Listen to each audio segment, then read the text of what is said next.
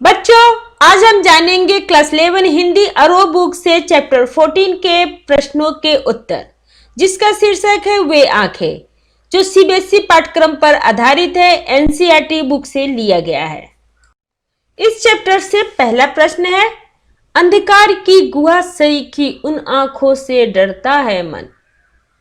इससे प्रश्न है क, आमतौर पर हमें डर किन बातों से लगता है? तो इसका आंसर है, आमतौर पर हमें अंधकार, मृत्यु, आर्थिक हानि, अपमान, मारपीट आदि से डर लगता है।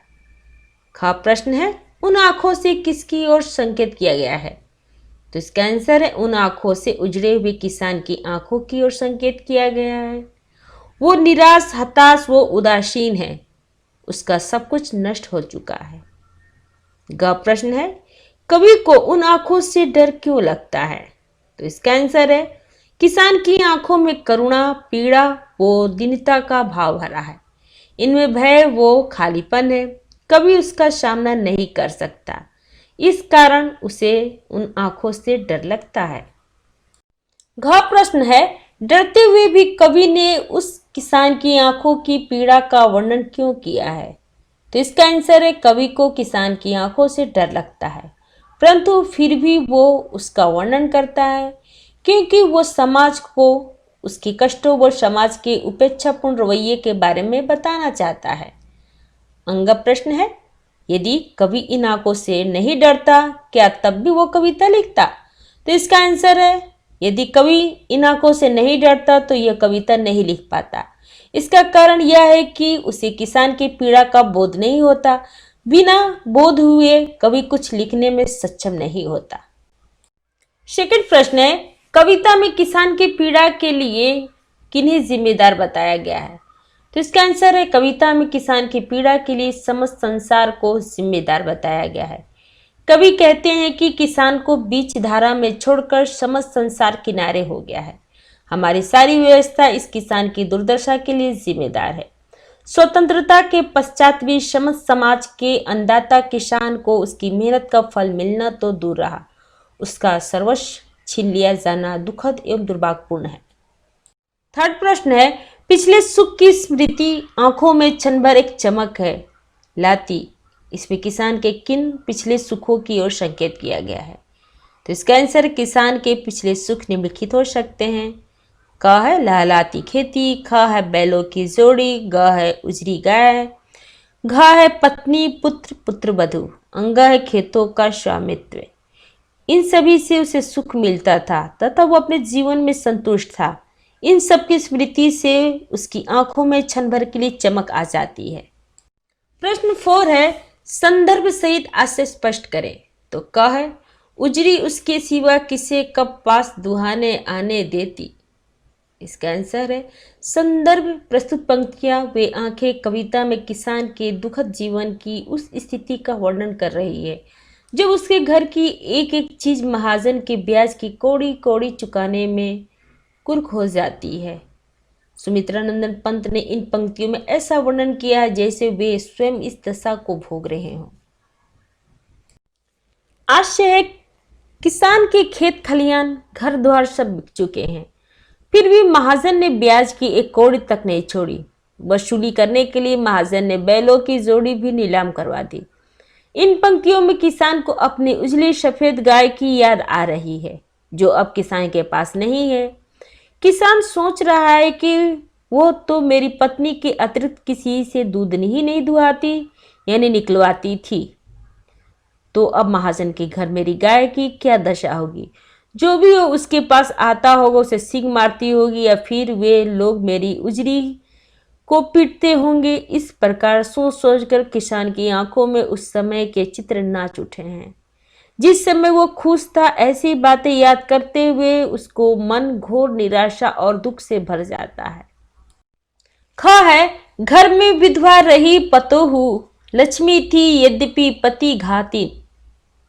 इसका आंसर है, संदर्भ प्रस्तुत पंक्ति वे आंखें कविता में किसान के उजड़े हुए घर का वर्णन करने के लिए सुमित्रानंदन पंत द्वारा लिखी गई इन पंक्तियों में किसान की वेदना तो है ही, साथ साथ समाज और परिवार में स्त्री के प्रति दुर्भावना का भी परिचय मिलता है।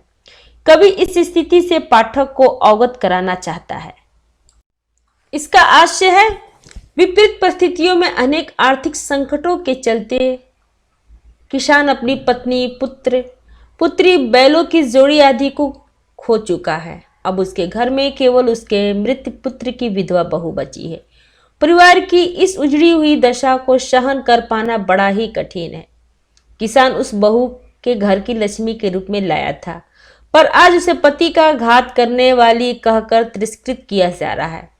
ग्रामीण कृषि संस्कृति और समाज में स्त्री से पूर्व उसके पति की मृत्यु हो जाना अच्छा नहीं माना जाता और इस बात मृत्यु का दोषारोपण उस स्त्री पर ही किया जाता है। इसी बात का परिचय देते हुए पंत जी ने सामाजिक स्थिति का परिचय देने का प्रयास किया है। पाठक के समक्ष एक सामाजिक चित्र खींचा है। ग है, पिछले सुख की स्मृति आंखों में क्षण भर एक चमक है लाती, तुरंत शून्य में गड़बो चितवन तीखी नोक सदृश बन जाती। इसका आंसर है, संदर्भ प्रस्तुत पंक्ति की रचना सुमित्रा नंदन पंत जी द्वारा वे आंखें कविता के अंतर्गत की गई है। इन पंक्ति में कवि ने किसान के पीड़ाओं के साथ साथ ग्रामीण समाज में स्त्रियों की दशा का भी वर्णन किया है। इसका आशय है, अपने पिछले दिनों की यादें कृषक की आंखों में क्षणिक चमक लाती हैं, पर तुरंत ही उसे सुख के संसार के खोने का एहसान किसान की नजरों को शून्य में गाड़ देता है। इसकी दृष्टि नुकीली चुभनदार बन जाती है, अर्थात उसकी हर खुशी लुट चुकी है।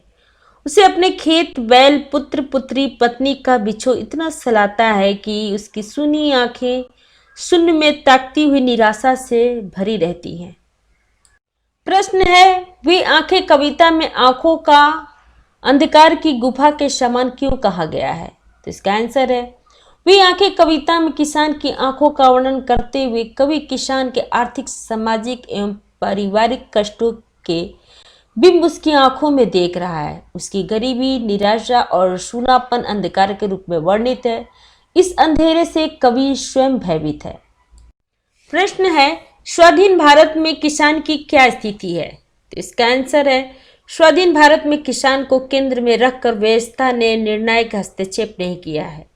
आज भी किसान विपन्नता और असुविधाओं के दुष्चक्र में फंसा हुआ है। यह बड़ा दुखद सत्य है कि अनेक पंचवर्षीय योजना में किसान और कृषि के लिए धनराशि और नियम बनने जरूर, पर उसका आंशिक लाभ भी किसान को नहीं मिल सका है। प्रश्न है, किसान के खेत, पुत्र और घर द्वार के साथ क्या हुआ? तो इसका आंसर है, किसान के खेतों से उसे बेदखल कर दिया गया। किसान के पुत्र को जमींदार के करिंदों ने लाठियों से पीट पीट कर मार डाला। उधार चुकाने के लिए महाजन ने किसान का घर द्वार सब बिकवा दिया। ब्याज की एक एक कौड़ी चुकाने में उसकी बैलों की जोड़ी कुर्क कर ली गई, मतलब जब्त कर ली गई। प्रश्न है, किसान की आंखों में कौन सी खेत नाचती रहती है? तो इसका आंसर है, एक समय था जब किसान के पास लहलाते खेत थे, जवान बेटा था, अच्छी पत्नी थी, पुत्रवधू थी, बैलों की जोड़ी और उजली गाय से भरा पूरा घर द्वार था। इस सुख और वैभव के संसार में से अब उसके पास कुछ भी शेष नहीं है। यही उसके सुख की खेती थी जो अब उसकी आंखों में स्मृति बनकर नाचती रहती है। प्रश्न है, कवि ने किसान के रोदन को निरोग क्यों कहा है? इसका आंसर है, कवि का मानना है कि किसान की स्थिति दयनीय है। उसकी आंखों के अंदर दुख समाया हुआ है। उसकी आंखों में उसी दुख की छाया के रूप में रोने का भाव अनुभव किया जा सकता है। वो चीख चीख कर रो नहीं रहा है। उस पर जो भी अत्याचार हुए वे सभी उसकी आंखों में झलक पड़ते हैं। अतः ना रोते हुए भी उसके निरो रोदन को कोई भी सुन सकता है। प्रश्न है, वे आंखें कविता में सामाजिक व्यवस्था के किन दोषों को उद्घाटित किया गया है? तो इसका आंसर है, कविता यह बताती है कि खेतों का अधिकारी किसान खेत में मजदूरी करते हुए दुखों को भोग रहा है। आज भी सामंतवाद की जड़ें हमारे गांव में जमी हुई हैं। किसान इतना बेबस है कि उसके पुत्र को जमींदारों के करिंदे लाठियों से पीट पीट कर मार डालते हैं। पुत्र की बहू को कोतवाल बुलाता है तो विवश होकर वो आत्महत्या कर लेती है। समाज में स्त्री की दुर्दशा का चित्रण है। जब कवि किसान के पतोहू का पति घातिन कहता है, पैर के जूती कहता है, तो यहाँ हमारी सामाजिक व्यवस्था की कलई खोलने में कवि पूर्णतः सफल सिद्ध हुए हैं। प्रश्न है, नारी को समाज में आज भी उचित सम्मान नहीं मिल रहा है, वे आंखें कविता के आधार पर सिद्ध कीजिए। तो इसका आंसर है, कवि नारी के प्रति रुग्ण सामाजिक मानसिकता को बताया है। पुत्र की हत्या हो जाने के पश्चात किसान अपनी पतोहू यानी बहू को गृह लक्ष्मी स्वीकारता था, पर अब पति घातिन कहता है। सुरक्षा के लिए तैनात सरकारी मुलाजिम कोतवाल उस विधवा के मृत्यु का कारण बनता है। किसान अपनी बहू की मौत से इतना दुखी नहीं है कि वो कहता है कि औरत तो पैर की जूती के समान है, एक नहीं रही तो दूसरी आएगी।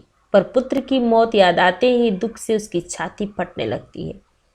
इन्हें पढ़कर पाठक स्पष्ट हो जाता है कि आज भी हमारा समाज संकीर्ण मानसिकता से ऊपर नहीं उठ पाया है।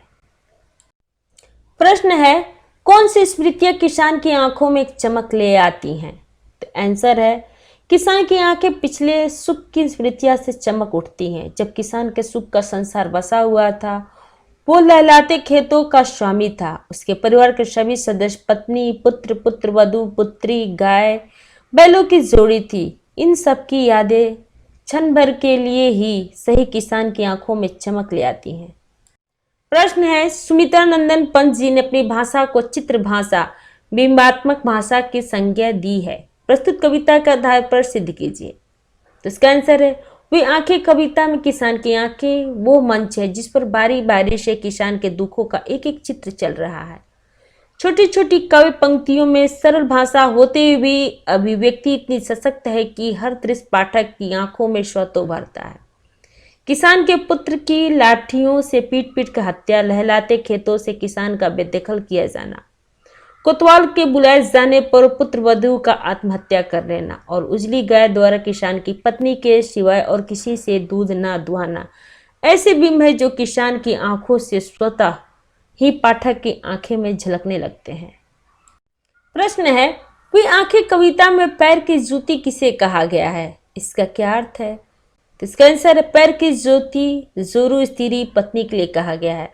इसका अर्थ है कि समाज की नजरों में स्त्री तुच्छ सी वस्तु है, यदि एक मर भी गई तो दूसरी आ जाएगी। प्रश्न है, जीवन की हरियाली से क्या तात्पर्य है? वे आंखें कविता के आधार पर बताइए। तो आंसर है, जीवन की हरियाली अर्थात जीवन की खुशी, प्रसन्नता और एक एक आवश्यकता को पूरा करने के लिए किसान खेत के एक एक तिनके पर ही निर्भर था। प्रश्न है, किसान की आंखों का तारा अब केवल उसकी आंखों में ही क्यों घूमता रहता है? तो इसका आंसर, किसान के पुत्र को जमींदार के कारिंदों ने लाठियों से पीट पीट कर मार डाला। जवान पुत्र की निर्मम हत्या को किसान भुला नहीं सकता, अतः उसकी छवि सदैव उसकी आंखों में ही घूमती रहती है।